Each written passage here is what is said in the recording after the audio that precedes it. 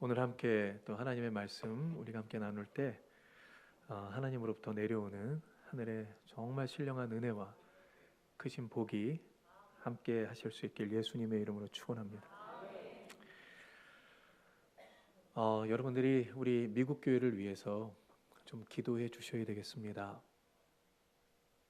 그것은 미국에 있는 한인 교회뿐만이 아니라 미국에 있는 모든 교회를 위해서 여러분들이 기도해 주셔야 됩니다. 저는 가장 큰 기도 제목이 무언가 이렇게 생각을 하면서 제 나름대로 기도 제목을 찾은 것이 있습니다. 그것은 분열을 조장하는 사단의 세력을 물리쳐 주시기를 위해서 기도해 주십사라고 하는 것입니다. 아까 장로님 기도하셨는데 지금 우리나라 이 대한민국의 기도 제목 중 하나는 이념의 문제가 해결되어지는 거잖아요. 그런데 이런 이념의 문제가 우리 기독교, 우리 그리스도인들에게도 있을 수 있다라고 하는 것입니다. 자, 이념이라고 하면 좀 그렇지만 지금 미국 교회 안에서 일어나지고 있는 심각한 문제는 이것은 진보와 보수, 신앙 안에서요. 이 두 가지에 대한 문제입니다. 사람들이 자꾸 그것을 이렇게 그것의 견해로 모든 문제를 보더라고요. 지금 가장 심각한 문제가 뭐냐면 동성애에 대한 문제입니다. 미국 교회들이 그렇습니다.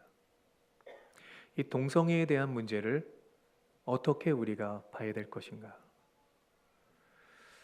진보적으로 보아야 될 것인가? 아니면 보수적으로 봐야 될 것인가?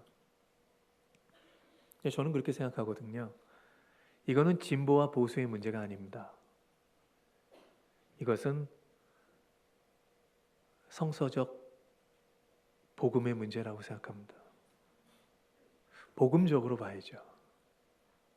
저희 교우들과 또 제가 기회가 있을 때마다 이렇게 여러 교회들이나 또 지도자들 이 모임 가운데 가면 항상 그런 얘기를 합니다. 진보와 보수라고 우리 이야기하지 말고 이것이 과연 복음주의냐 아니냐라는 부분을 가지고 우리가 다뤄야 될 문제입니다. 그리고 이렇게 우리를 진보와 보수라고 하는 부분으로 자꾸 나누어서 생각하며 우리를 분리하게 하는 건 이건 사단의 이거는 작전이라. 우리가 이 사단의 작전을 우리가 정말 붕괴시키기 위해서 우리는 기도해야 됩니다라고 말합니다. 결국은 여러분, 사단이 우리들의 삶에 많은 문제를 심어놓지만 그러나 그 문제를 심어놓는 것 중에 정말 중요한 문제가 있는데 그게 뭐냐면 관계적 파괴의 문제를 심어놓더라고요. 관계입니다.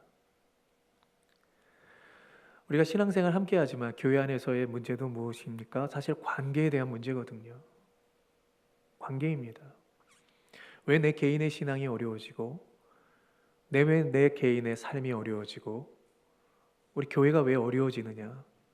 사실은 관계적인 문제죠. 1차적으로는 하나님과 나와의 관계입니다. 그리고 동시에 사람과 사람과의 관계의 문제입니다. 이 관계의 문제가 깨어지면 우리의 삶이 깨어집니다. 정말 중요한 건 뭐냐? 관계라. 그래서 저는 이렇게 시간이 가면 갈수록 정말 중요한 문제가 뭐냐? 저는 제 개인적으로 저는 이렇게 생각합니다. 사람에게 있어서 가장 중요한 건 철학의 문제라. 철학이라. 제가 굉장히 좋아하는 목사님이 얼마 전에 책 한 권을 쓰셨더라고요. 그래서 그 책의 내용을 보면서 제가 굉장히 공감했던 것이 있습니다.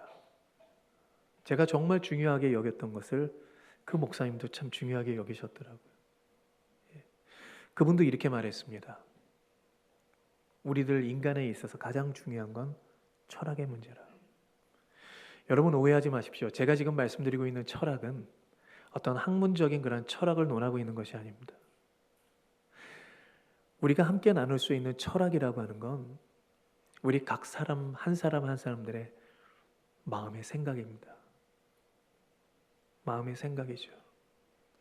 여러분, 뭐가 중요하세요? 생각이 중요합니다. 그 사람이 갖고 있는 생각이 무엇이냐가 너무 중요합니다. 그 사람이 갖고 있는 생각은 결국은 그 사람의 삶을 지배하거든요. 그 삶을 지배한다라고 하는 건 그 사람의 행동이 거기서 나온다는 것입니다. 뭐가 중요할까요? 우리의 마음이 중요합니다. 우리의 생각이 중요한 줄 믿습니다. 예수님이 우리를 구원해 주셨을 때, 여러분, 우리를 구원해 주실 때 어떻게 구원해 주시냐면 전인격적으로 구원해 주시죠. 아멘. 전인격이라, 인격이 무엇입니까? 지정의입니다. 지정의입니다. 예수님의 완전한 구원은 우리의 전인격적 구원으로 나타나지는 것이죠. 결국 그렇기 때문에 우리의 철학이 중요하다라고 하는 것, 우리의 철학이 온전해진다라고 하는 건 뭐냐면 예수님의 구원의 은혜로 인하여 우리의 생각이 온전해지고 우리의 마음이 온전해지며 거기에서 따라오는 우리의 행동이 더 온전해질 수 있다라고 하는 사실입니다. 사람에게 있어서 중요한 건 철학이라. 그런데 이 철학을 예수님께서 중생해 주시면, 이 철학을 예수님께서 온전케 해 주시면 우리는 온전한 사람이 될 수 있습니다. 철학의 문제입니다. 한 사람 한 사람들이 무엇을 생각하고 있는가? 여러분, 이 교회 교인들이 무엇을 생각하고 있는가? 한 나라의 국민들이 무엇을 생각하고 있는가? 너무 중요합니다. 그래서 늘 이야기합니다. 한 사람 한 사람의 철학이 너무 중요합니다. 우리의 철학이 중생하지 않으면 안 됩니다. 우리의 철학이 그리스도 예수의 복음으로 거듭나지지 않으면 안 됩니다. 라고 주장하고 있습니다. 여러분들은 이미 그렇게 되셨겠지만 앞으로도 저는 우리 세종한교회 우리 모든 성도님들의 철학이 더 온전하시고 더 건강하시고 무엇보다도 예수님을 닮아가는 그런 마음의 진정한 철학을 소유하는 그런 주인공들이 되실 수 있기를 예수님의 이름으로 축원합니다. 아멘. 그런데 이 철학이라고 하는 게 왜 중요하냐면 이 철학이라고 하는 것을 가지고 우리가 서로 관계를 맺어 나가더라고요. 그렇죠? 예. 여러분, 우리가 관계를 맺는다라고 했을 때 우리의 인격을 떠나서 관계를 맺을 수가 없어요. 내가 누구와 관계 맺는다라는 것은 나의 인격과 그 사람의 인격이 서로 만나는 것 아니겠습니까? 인격은 뭐라고요? 인격은 철학입니다. 그 사람의 생각, 그 사람의 마음, 그 사람의 가치관이죠. 사실은 이 두 개가 만나는 것이죠. 관계가 너무 중요합니다. 우리들의 문제 중에 가장 중요한 문제, 아까도 말씀드렸지만 관계의 문제라. 관계의 문제라. 이 관계의 문제를 우리가 어떻게 해결할 수 있을까? 해결의 방법은 다른 데 있지 않습니다. 다시 한번 강조하지만 나의 가치관이, 나의 생각이, 나의 철학이 거듭나져야 된다. 한번 따라합니다. 나의 철학이 거듭나게 하소서. 아멘. 아멘. 예. 저는 목사님을 통해서 이제 몇 주간 우리 믿음의 큰 바의 얼굴이라고 하는 주제를 가지고 말씀을 나누신다는 얘기를 들었습니다. 굉장히 도전이 되더라고요. 예. 정말 이 연말을 맞이해서 다시 한번 우리들의 신앙을 점검해 나가는 것이죠. 과연 우리가 무엇을 바라다 봐야 되며 무엇을 지향해야 되며 또 우리가 무엇을 생각하며 무엇을 닮아가야 되겠는가? 너무 중요한 문제라고 생각합니다. 특별히 그래서 저는 오늘 이 정말 믿음의 큰 바의 얼굴이라고 하는 큰 주제 속에서 저는 두 사람의 믿음의 주인공들을 한번 이끌어내고자 합니다. 그리고 그들이 어떻게 살아왔으며 특별히 그들의 삶 속에 그들은 믿음의 관계를 어떻게 맺어오며 그 믿음의 관계 속에서 하나님 앞에 어떠한 영광을 올려드렸는지 그 은혜를 발견하고 우리가 이 두 믿음의 사람들을 통하여 믿음의 도전을 얻어 나가실 수 있기를 바랍니다. 그중 한 사람이 누구냐면 바로 다윗입니다. 자, 오늘 우리가 함께 나누고 있는 이 말씀은 9장에서부터 시작이 되잖아요. 그런데 원래 이 말씀을 제가 묵상하면서 이 말씀은 5장서부터 거슬러 올라가서 생각해 봐야 된다고 생각합니다. 자, 우리가 보고 있는 사무엘하 5장에 가보면요, 다윗이 유대 나라의 왕이 됩니다. 비로소 왕이 됩니다. 왕권이 확고해지는 거예요. 그리고 6장에 가보면 다윗이 했던 사역이 뭐냐면 멀리 있던 법궤를 이제 다윗 성으로 모셔오고 있습니다. 이어서 7장에 가보면 다윗이 성전을 건축할 계획을 세웁니다. 그래서 나단 선지자를 불러서 자기의 뜻을 밝히죠. 하나님의 성전을 지어야 되겠다. 그런데 하나님이 그 다윗의 마음을 너무 기쁘게 여기셨어요. 그래서 하나님이 이러한 복을 주세요. 우리 7장으로 한번 가보실까요? 사무엘하 우리가 보고 있는 7장. 우린 지금 9장 보고 있는데 7장으로 한번 가보시죠. 7장 13절입니다. 7장 13절 같이 한번 우리 봉독해 봅니다. 같이 읽습니다.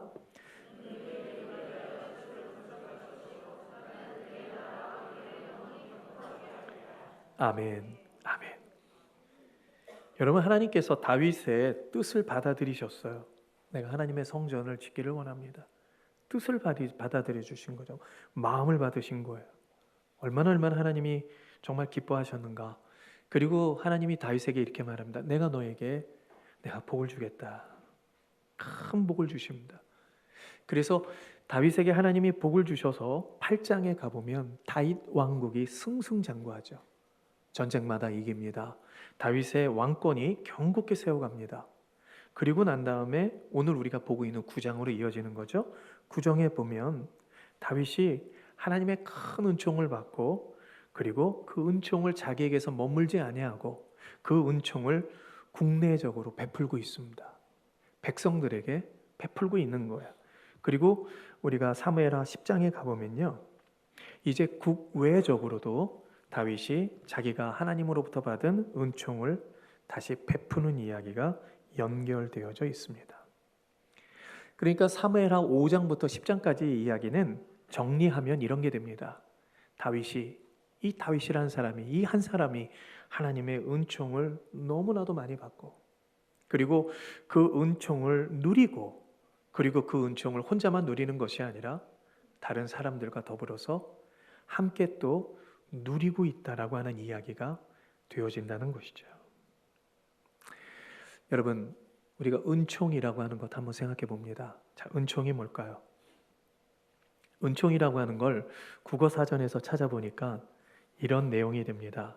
자, 은총이란 높은 이로부터 받는 특별한 사랑이라고 되어 있습니다. 이게 은총입니다. 한번 따라합니다. 높은 이로부터 받은 사랑. 그게 은총입니다. 그러니까 은총은 뭐예요? 사랑입니다. 은총은 사랑이에요. 그런데 그 은총은 그냥 사랑이 아니라 높은 이로부터 받는 사랑이죠. 자, 우리가 신앙적으로 다시 한번 해석해 봅니다. 저와 여러분들이 은총 받았습니다.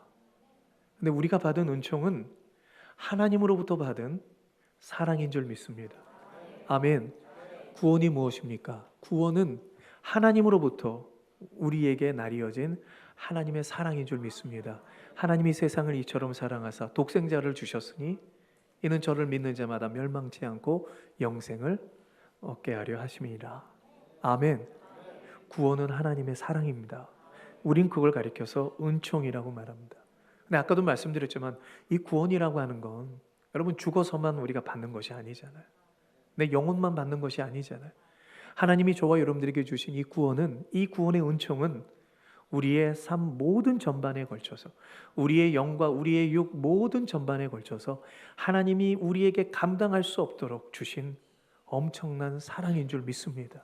아멘. 이게 은총이라고요. 이 은총입니다. 자, 그런데 오늘 다윗이라는 사람이 하나님의 은총을 받았다고 고백합니다.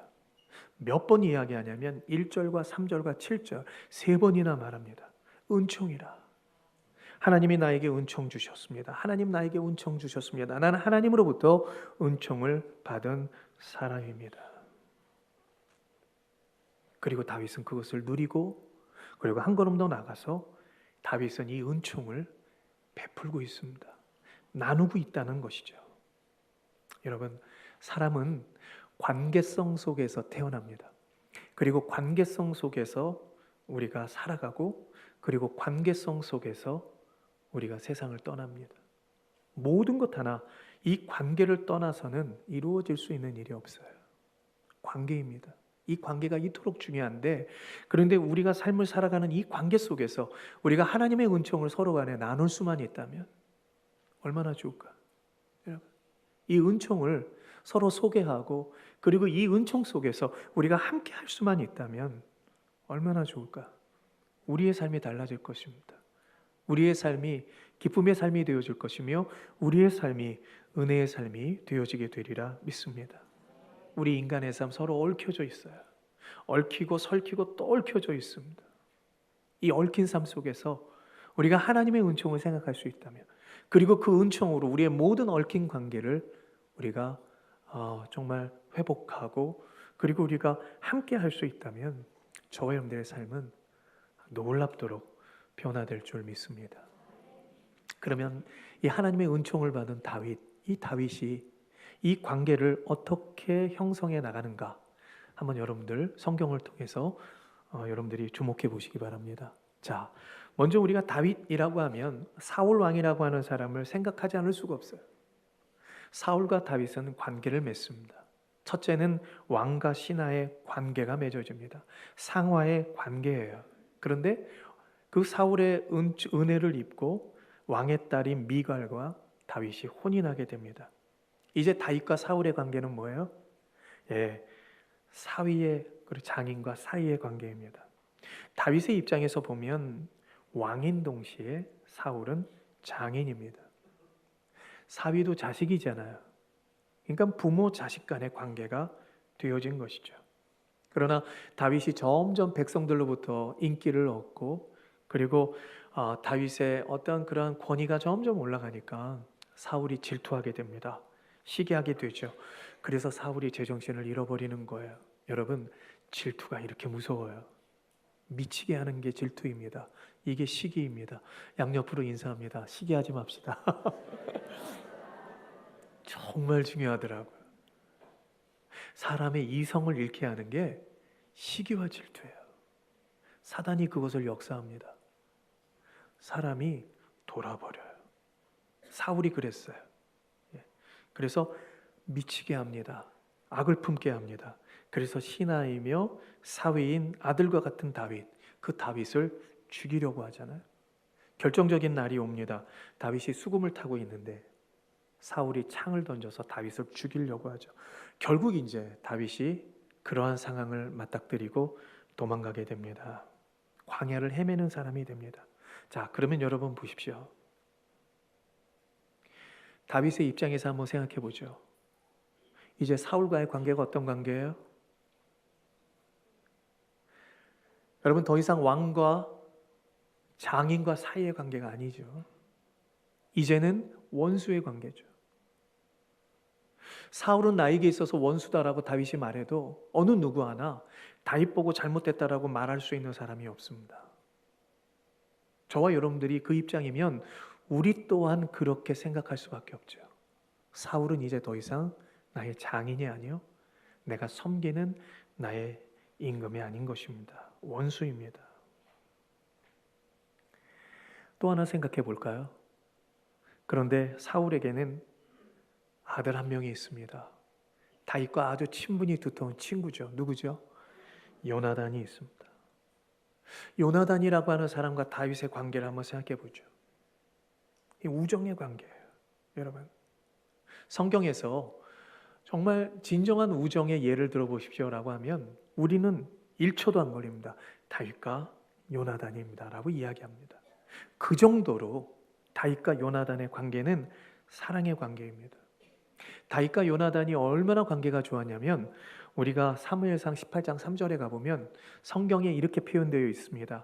요나단은 다윗을 자기 생명과 같이 사랑했다라고 말합니다. 이게 다윗과 요나단의 관계예요. 요나단은 아버지 사울의 뒤를 이어서 왕위에 오를 것은 당연했어요. 그런데 보십시오. 요나단이 다윗을 얼마나 사랑했냐면 자기가 받을 수 있는 왕권을 다윗에게 양보합니다. 사랑하는 성도 여러분, 사랑은 희생입니다. 사랑은 희생이라고요. 사랑은요, 아낌없이 주는 것입니다.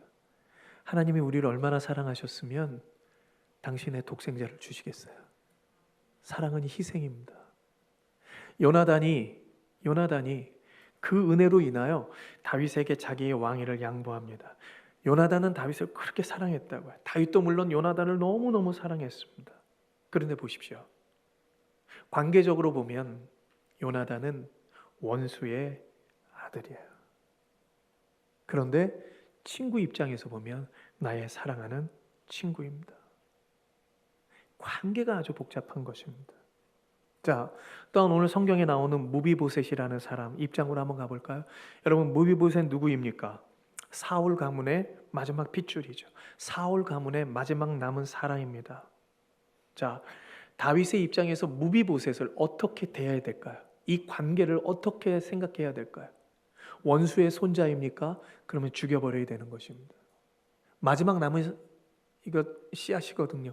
이거 싹을 완전히 잘라내야 되는 것입니다. 그런데 사랑하는 친구 요나단의 관계로 보면 뭐예요? 나의 사랑하는 친구의 아들이에요. 어떻게 봐야 될까요? 여러분, 이 관계를 어떻게 해석해야 될까요? 저와 여러분들 같으면 어떻게 선택해야 될 것이며 저와 여러분들은 어떻게 이 관계를 헤쳐나가야 될까요, 여러분? 공적으로 보느냐? 긍정적으로 보느냐? 아니면 부정적으로 보느냐? 신앙적으로 보느냐? 불신앙적으로 보느냐? 이 문제죠. 우리가 일상생활을 통해서도 마찬가지입니다. 사람과의 관계를 내가 어떻게 봐야 되는가? 긍정적으로 볼 것인가? 아니면 부정적으로 볼 것인가? 내가 신앙적으로 볼 것인가? 아니면 불신앙적으로 볼 것인가? 이 기준에 따라서 우리의 인간관계는 정말 달라질 수 있습니다. 너무 감사하게도 다윗은 무비보셋을 원수의 손자로 보지 않습니다. 사랑하는 내 친구의 아들로 생각했기 때문에 그 무비보셋을 사랑합니다. 그래서 성경에 보니까 다윗은 무비보셋을 왕자와 같이 대접해요. 왕자와 같이. 자, 우리 오늘 7절 볼까요? 7절에 보면 이러한 말씀이 있습니다. 9장 7절 거기 보면 중반절 이후에 보면 이런 말씀이 있습니다. 내 아비 요나단을 인하여 내게 은총을 베풀리라. 다윗이 생각하는 겁니다. 나는 은총을 너무 많이 받았다. 나는 너의 아비 요나단에게 많은 사랑을 받았다라는 것입니다. 너의 아비 요나단으로 인하여 내가 너를 사랑한다라는 것이죠. 사울의 손자로 보지 않습니다. 사랑하는 친구의 아들, 나에게 많은 사랑을 베풀어준 나의 친구 요나단의 아들로 다윗이 이 무비보셋을 대하고 있습니다. 뿐만 아닙니다. 한 걸음 더 나가면 다윗은 하나님의 은총을 생각하고 있는 것입니다. 요나단으로부터 베풀어진 이 사랑이 과연 어디서 온 것일까라는 것이죠. 하나님으로부터 온 것이 아니면 이건 있을 수 없다라고 하는 것을 다윗은 깨닫는 것입니다. 여러분, 다윗이 생각하는 겁니다. 나는 한낱 베들레헴의 목동에 불과했다. 내가 유대 나라의 왕이 될 때까지 내가 겪어야 될 많은 숱한 고비들이 있었는데 그 고비마다 하나님의 은혜가 있었다는 것입니다. 오늘의 나의 이 위치, 오늘의 나의 이 왕권, 이것은 오직 전적인 하나님의 은총이다라는 것이죠. 하나님의 은총이 없이는 될 수 없다. 여러분, 은총이 뭐라고요?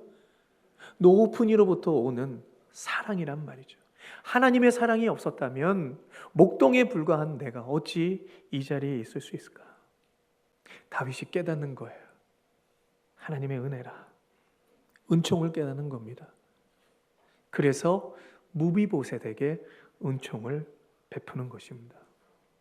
여러분, 하나님의 은총을 깨닫는 자만이 하나님의 은총을 또 베풀 수 있는 줄 믿습니다. 아멘.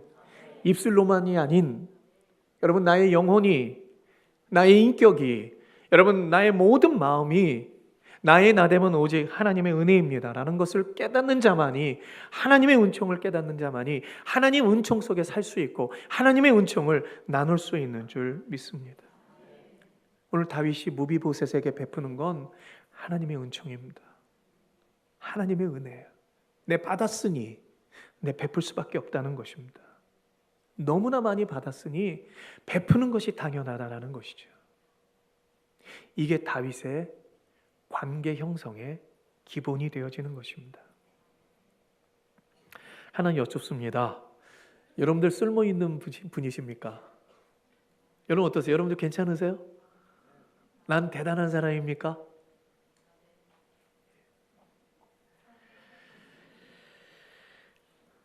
야, 난 대단하다. 난 대단하다. 참 뭐 그렇게 생각하시는 건 참 귀한 거죠.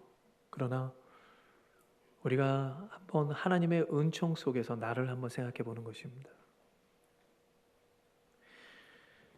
여러분, 난 사실 그렇게 대단하지 않습니다.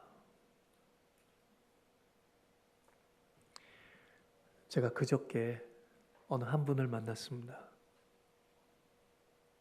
사업을 크게 했던 분이에요. 이분이 지금 많이 아픕니다. 우울증에 걸려 있어요. 잠을 열흘째 못 자고 있습니다. 잠을 열흘째 자지 못하니까 이거 미치는 거 아니겠어요, 여러분? 병원에 가보니까 우울증 판단이 나온 거예요. 본인이 받아들이지 못하는 겁니다. 내가 어떤 사람인데? 난 그런 사람이 아니라는 거예요. 내 정신이 그렇게 약한 사람이 아니라는 것입니다. 사업을 하나를 곧 접어야 되는 것입니다. 내가 어떤 사람인데 지금까지 해왔던 내 사업을 내가 접어야 되는가? 사업을 접어야 되는데 접지를 못해요. 왜요? 사람들로부터 오는 생각들. 저 잘 나가는 줄 알았는데 별거 아니었구나. 자괴감이 들어오는 거예요. 한 2시간 그분의 이야기를 쭉 들었습니다. 제가 이렇게 얘기했어요. 당신이나 나나 대단한 사람이 아닙니다. 당신한테 필요한 건 뭐냐면 당신을 객관화시키는 것입니다. 당신을 객관화시켜 보십시오. 여러분, 우리 그렇게 대단하지 않습니다. 나 그렇게 똑똑하지 않습니다. 내가 대단하기 때문에, 내가 똑똑하기 때문에, 내가 열심히 했기 때문에 여기까지의 내가 있다. 여러분, 아니요. 그렇지 않습니다.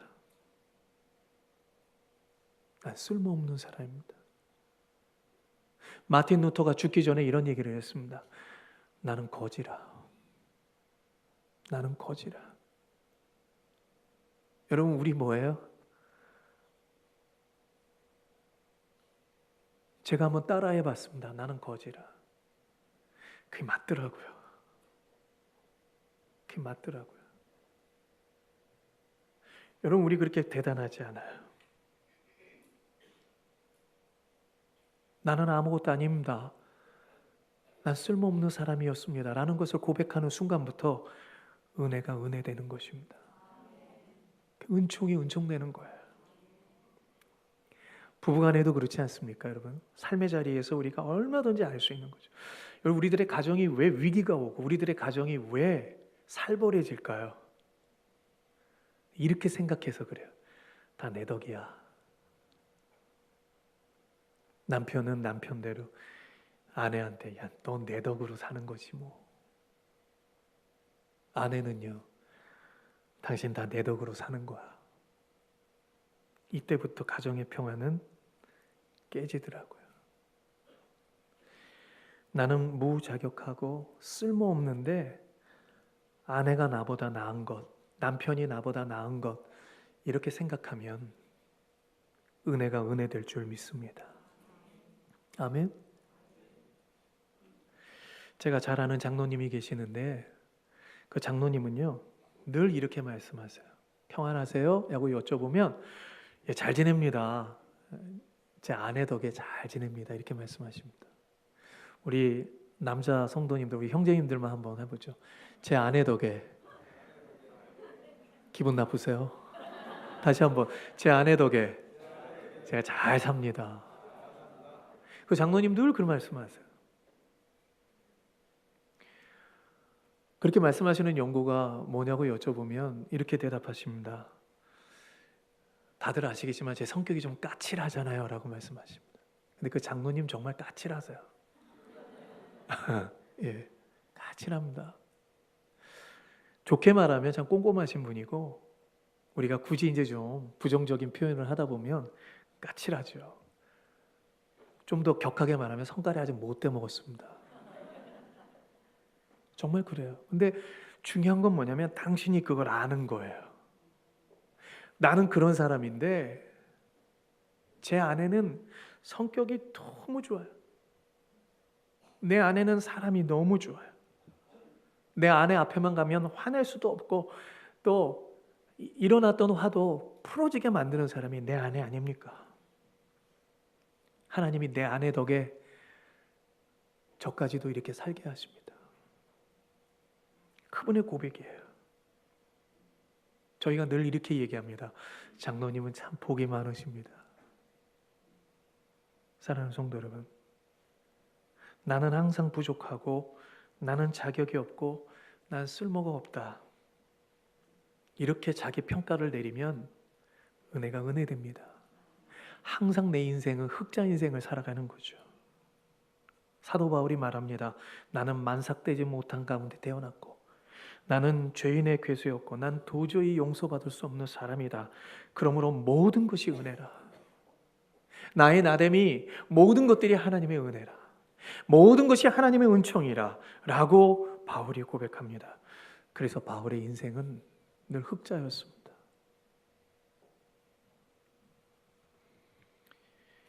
여러분, 다윗이 생각합니다. 난 모든 게 은혜라. 모든 게 은총이라. 그런 거로 사람과의 관계 속에서도 이 은총을 나누는 것뿐이에요. 무비보셋은요. 오늘 성경에 보니까 무비보셋도 그렇게 생각하는 거예요. 이 모든 것들이 아버지의 덕이요. 이 모든 것들이 하나님의 은총입니다. 그래서 오늘 성경 보면 8절에 가보세요. 무비보셋이 자기 자신을 뭐라고 표현해요? 8절에 가보면 죽은 개와 같은 나를 돌아보시나이까. 아무 쓸모짝에도 없는 더러운 나를. 그때 당시에 장애인들은 여러분 너무나도 어려운 그런 사회적 위치였어요. 무비보셋이 생각합니다. 나 같은 사람을 어찌 왕이 나를 이렇게 대해 주십니까? 감격하고 있는 거죠. 그럼 한번 뒤집어서 생각해 볼까요? 여러분, 무비보셋이라고 하는 사람 입장에서 보면 따질 것이 많은 사람이에요. 다윗이 아니었다면 내 아버지가 임금이 되는 것입니다. 내 아버지 요나단이 임금이 되는 것이죠. 뒤를 이어서 누가 왕이 되어 내가 왕이 되는 것입니다. 한 걸음 더 나가서 그가 절뚝발이가 된 이유가 뭐예요? 사무엘하 4장 4절에 가보면 다윗과 연관이 되어 있어요. 할아버지와 아버지가 죽은 소식이 들립니다. 유모가 그를 얻고 뛰어가죠. 그러다가 아이를 놓친 거예요. 그래서 무비보셋이 절름발이가 되는 것입니다. 여러분, 굳이 따지고 들어가다 보면, 악한 마음을 가지고 생각하다 보면 무비보셋은 다윗을 원수로 생각할 수밖에 없습니다. 우리 아버지의 왕권을 뺏어간 사람, 나를 절름발이로 만드는 사람, 이 사람이 다윗이 아닌가라고 생각할 수 있는 것이죠. 그러나 무비보셋 또한 다윗을 그렇게 생각하지 않습니다. 나에게 은총을 베풀어 주는 사람, 나에게 은혜를 베풀어 주는 사람, 하나님의 은총이 저 사람을 통하여 나에게 날이 온다라는 것이죠. 이 관계 속에 그들의 신앙이 있었습니다. 다윗의 인간관계 속에 신앙이 있었어요. 무비보셋의 삶 속에 하나님을 향한 믿음의 고백이 있었습니다. 아름다운 관계예요. 여러분, 고민하고 계십니까? 여러분 혹시 마음에 불편한 거 많이 있으세요? 사회생활, 가정생활 많이 불편하십니까? 그 원인이 어디 있는지를 한번 찾아보시죠. 여러분 교회 생활 불편하신 분들 계세요? 그 원인이 어디 있죠? 저는 이민교회를 이렇게 사역하면서 정말 힘든 부분이 뭐냐면 이 관계적인 부분이다라는 것을 늘 깨닫습니다. 이민교회는요, 교회와도 만나고요, 사회 나가도 만나요. 다 만나요. 어떻게 피할 수가 없어요. 교회에서 김 집사님이었는데 밖에 나가면 음식점 주인이에요. 손님과 주인으로 만나요. 미장원 손님과 주인으로 만나요. 여러분, 가게 가면 주인과 종업원의 관계로 만나는 거예요. 피할 길이 없습니다. 피할 길이 없어요. 그래서 하나의 관계가 틀어지면 모든 게 다 틀어져요. 관계가 너무 중요한 거예요. 이 관계 문제의 해결을 우리가 어떻게 할 수 있을까? 아무리 잘하려고 노력해도 관계는 내 의도한 것과 전혀 상관없이 꼬일 수가 있어요. 그러면 이 관계의 문제를 어떻게 해결할 것인가? 그건 신앙이에요. 그건 믿음이에요. 아멘? 근데 이 관계는 내 삶과 직결되더라고요. 나의 신앙과 직결되어지는 거예요. 관계 너무 중요합니다. 이 관계의 중심에 누가 계셔야 돼요? 하나님 계셔야 됩니다. 모든 것이 은총입니다. 라고 생각하며 모든 것이 은총이기 때문에 모든 사람들을 이 은총으로 대할 때 우리의 관계는 너무나도 아름다운 관계로 세워지게 되리라 믿습니다. 유명한 랍비 발셈돌프라는 사람이 있습니다. 그 사람은 늘 제자들에게 이렇게 말했습니다. 진리는 길바닥에 놓여있는 자갈과 같다. 제자들이 이야기합니다. 그러면 스승님, 진리라고 하는 것이 길바닥에 놓여있는 돌과 같다면 왜 사람들이 그 진리를 찾지 못합니까? 여러분, 이것을 우리가 기독교적으로 재해석해 볼까요?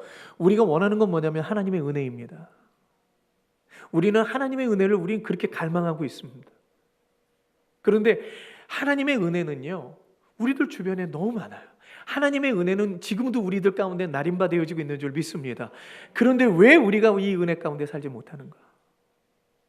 왜 우리가 이 은혜를 깨닫지 못하고 있는 것인가? 그때 발삼돌프가 이런 얘기를 했어요. 진리는 돌멩이인가 같은데, 근데 사람들이 이 돌멩이를 줍기 위해서 허리를 굽히지 않기 때문이다. 무슨 말입니까? 여러분, 우리가 겸손해지면 얼마든지 은혜 가운데 살 수 있습니다. 우리가 겸손하면 얼마든지 오늘도 우리가 찬양하며 살 수 있고 우리가 감사하며 살 수 있어요. 그런데 어느덧 하나님이 주신 은혜와 하나님이 주신 복이 나의 삶의 일상이 되어버렸어요. 어느덧 이것이 당연한 것이 되어버렸습니다. 어느덧 이것이 감사의 조건이 되어지지 않았어요. 그래서 우리가 피곤한 것입니다. 오늘 이 시간에 다시 한번 우리가 허리를 굽히면, 우리가 오늘도 다시 한번 겸손해지면 하나님의 은혜는 우리들 주변에 너무 많이 있어요. 너무 많이 있습니다.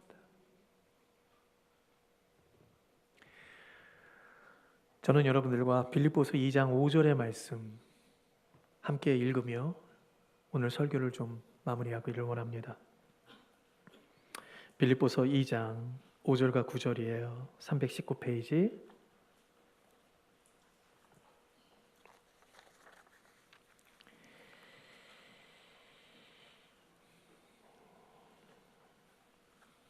같이 한번 우리 봉독해 볼까요? 2장 5절부터 9절입니다. 여러분들 가지신 성경 새 성경이시죠? 여러분들이 함께 봉독합니다. 함께 있습니다. 너희 안에 이 마음을 품으라. 곧 그리스도 예수의 마음이니 먼 하나님의 본체시나 하나님과 동등됨을 취할 것으로 여기지 아니하시고 오히려 자기를 비워 종의 형체를 가져 사람들과 같이 되었고 사람의 모양으로 나타나셨음에 자기를 낮추시고 죽기까지 복종하셨으니 그 십자가의 죽으심이라. 이러므로 하나님이 그를 지극히 높여 이 모든 위에 뛰어난 이름을 주사. 아멘. 여러분, 이것이 예수님의 마음이랍니다. 이 빌립보서 2장 5절과 9절까지 이 말씀이 예수님의 마음이랍니다. 예수님께서는 이 마음으로 저와 여러분들을 대하신 것이죠. 예수님은 이러한 겸손함으로 하나님의 말씀에 순종하신 것이죠. 저와 여러분들이 어떤 마음을 가져야 되겠는가? 우리가 과연 무엇을 바라다 봐야 되며 우리가 과연 주목해야 될 이 시간에 믿음의 큰 바의 얼굴이 우리들에게 주는 메시지가 무엇인가?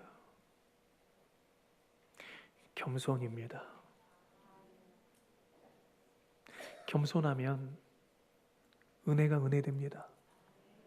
겸손한 사람에겐 지금까지의 나의 모든 삶이 하나님의 은총임을 고백하게 됩니다. 다윗이 그랬고 무비보셋이 그랬고 이 시대를 살아가는 저와 여러분들이 그러해야 될 것입니다. 사랑의 주님, 나로 인하여 겸손케 하셔서 나의 나됨이 오직 주의 은총임을 알게 하소서.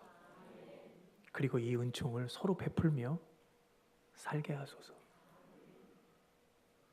이 고백을 감당하는 우리 세종한교회 모든 성도님들 되실 수 있기를 예수님의 이름으로 축원합니다. 기도하겠습니다. 사랑의 하나님,